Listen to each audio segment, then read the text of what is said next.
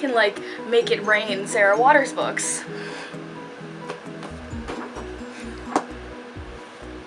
This is gonna fall by the end of this process. Hey! So, today I wanted to take some time, a minute or 10, to talk about an author who has been just dominating my life for the past 2 years or so. So basically it all started my senior year in college. I picked up Tipping the Velvet by Sarah Waters, which is a book that I'm sure all of us have heard of because it's on every single list of, like, books queer people should read, and books with lesbians in them, and books you should read if you're LGBT, blah blah blah. It's on every list. So I was like, okay, fine, I've heard of this enough, I'll give it a try. And I think I must have read maybe like 80% of it in one night. You could have seen me at 5 in the morning, laying in my bed, the sun is coming up, and I'm this far into the book, just weeping, just sobbing, because it was such an emotional experience for me. Because I have been an avid reader my whole life. I've been someone who was like reading the Three Musketeers in middle school, and just, I read all the Harry Potters, and I always had a book. I, was reading like Gone with the Wind when I was like 12, just like that kind of person. And so I've been reading my whole life, and I never realized that I had never read a book with a gay character in it. I had never read a book that like represented that part of my life, and I never saw myself represented that way in a fiction novel before. So it was really amazing and really emotional to like read this story of this girl falling in love with another girl, and like her working her way through those feelings, and just there's also like really amazing like story throughout all of it as well, and it's just a really well written book with a character that I really resonate with, and I had never had that happen before in that way, and so I was just completely emotionally destroyed. I was so unprepared for this feeling. And so obviously I had this huge connection to this book, right? I loved it, it's phenomenal, and the next thing that I did was to go on Google and look up Sarah Waters and, say like, oh, I really hope this author has some more books, hopefully some more books with lesbian characters in them, so this experience doesn't have to end. And luckily for me, not only did she have 1 or 2 other books similar to Tipping the Velvet in genre, she has 6. And so I've gone on this amazing adventure through all these wonderful novels over the past 2 years, and it's just been the absolute best experience, and she is the most amazing writer, and the books are wonderful, so I'm taking some time today to recommend them to you, because they're fucking great, so let's go. Sarah Waters herself identifies as a lesbian. She's written 6 books, 5 of which have lesbian-centric plot lines, and they all take place in England from the Victorian era to World War II, and it's really fun because that's a great time period to write lesbian characters in, because lesbian wasn't even really a concept that existed in like the known world. Like, it wasn't a thing that people were like, oh yeah, that could happen. People knew about gay men, but they didn't really, it just wasn't thought about, and I talk about that in some of my lesbian mini history videos. So it's a great time period to set these characters in, because within reason you can kind of go crazy and have so much fun writing about the lives that they may have had, because we don't really have much documentation of the lives that they led. So like, it's just a great time period for fiction about lesbians, because you can pretty much say whatever you want. So yeah, I have all of her books, and I'm going to talk about them in the order that I read them. First off, obviously, Tipping the Velvet. Great if you love an epic coming-of-age story, theater. There's a big theater plot line, which obviously I loved. Drag kings, exploration of gender, a raunchy live-in prostitution escort type plot line. Feminism, heartbreak, romance, suspense, drama, family issues, London, heartbreak, and inevitably a happy ending. And it's really not that long. It's a big page turner, and I mean, it has a BBC movie adaptation that's kind of shitty. I don't know. Just go order this book online. I'll link it in the description below somewhere that you can get it for like $2 if you want.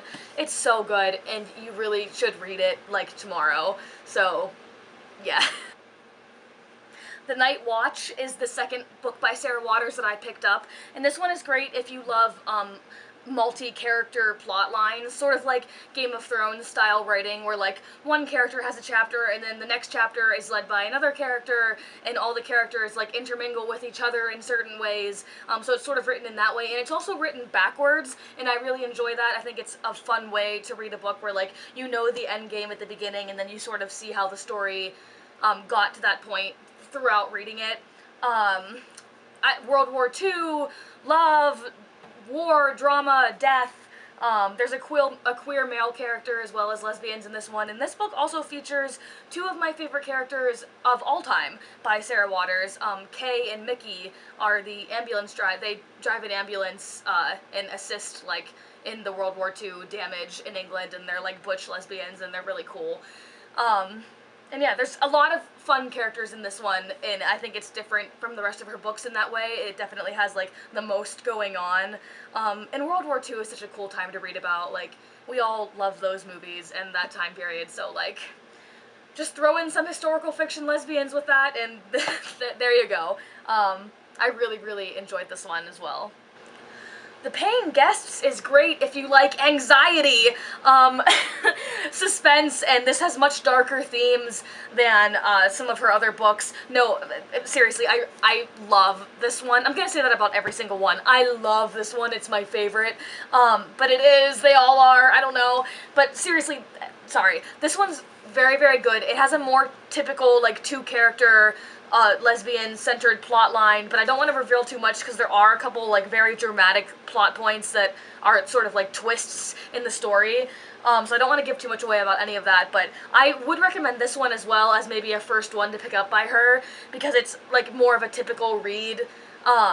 This one has, like, a bit of mystery and crime drama involved in it. It made me very anxious. Like, there's, like, you're like, are these characters gonna be okay? Like, is this all gonna be okay? Like, there's very much that feeling of it, so it's a page-turner in that way where you're like, oh my god, what's gonna happen? But no, I really, really like this one, and I read through this one very quickly. So, The Paying Guests.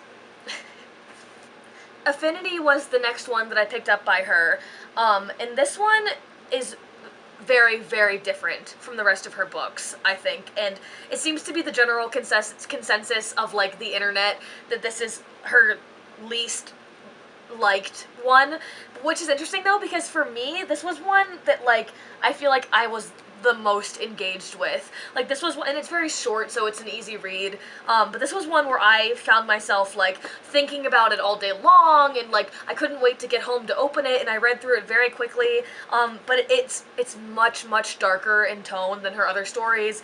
I don't know, what are some buzzwords I could say about this one?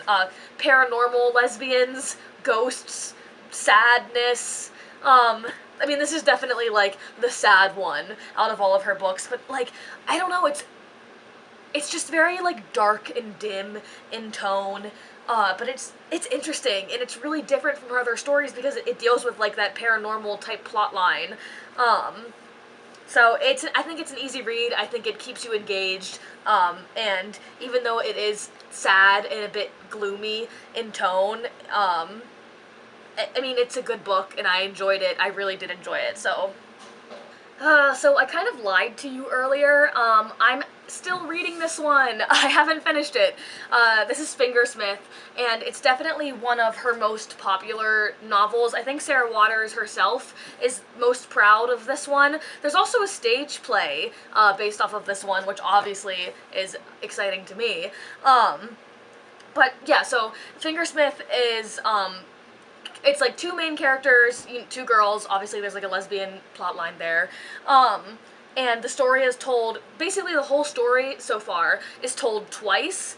The same story is told twice from their two different perspectives of, like, what the other one is doing. And so, like, let me give you, like, a vague, like, taste. It's like, rich, wealthy girl lives in a mansion and gets a new maid, but the maid's actually a thief. And then a love story ensues on top of that. And so it's cool, like, it's got a fun plot base. I don't know, read this if you like thieves and, like, really big, like, I haven't even finished it yet, a couple really big plot twists. Yeah, there are still things that I don't know the answers to. It's cool because the plot is revealed through different lenses because you get the same story from multiple characters, like, and then you get to piece the different things together.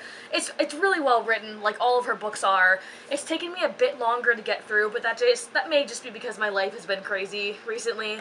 But it's definitely one of her most popular. But I personally still would recommend Tipping the Velvet or The Night Watch or The Paying Guests.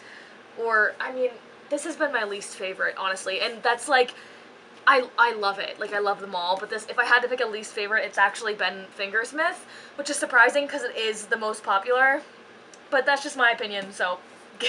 I actually lied to you twice. I haven't read this one. Sorry. The last one is The Little Stranger, and the reason I haven't read it is, one, because I haven't even finished the other one, so obviously, but I've been putting it off because it's supposed to be scary, and, like, there's a review from Stephen King on the front of it that says, several sleepless nights are guaranteed. And that's not really my vibe. Also, this is the only one that doesn't have, like, a lesbian-centric plotline, so, like, obviously I'm less interested, but I'll read it eventually, after I finish the other one. So yeah, I don't know. Yay! So yeah, Sarah Waters is absolutely my new favorite author. I have loved reading these books. They've brought me to tears. I had no idea how hungry I was for representation in historical fiction. But I really, really, really was. And you probably are too, so I can't recommend these books highly enough. Go read Tipping the Velvet and go from there, or, you know, pick up whichever one sounds most interesting to you. And yeah, happy reading. Comment below if you have a LGBT queer author that writes, I prefer fiction, but, you know, whatever. If you have an LGBT author that you enjoy, please put it in the comment section below so that after I finish the last 2 Sarah Waters books that I'm working on, I can move on to another queer author, because I can't get enough of that in my life. So yeah, happy reading! Yeah? Do you like Sarah Waters? Do you like to read?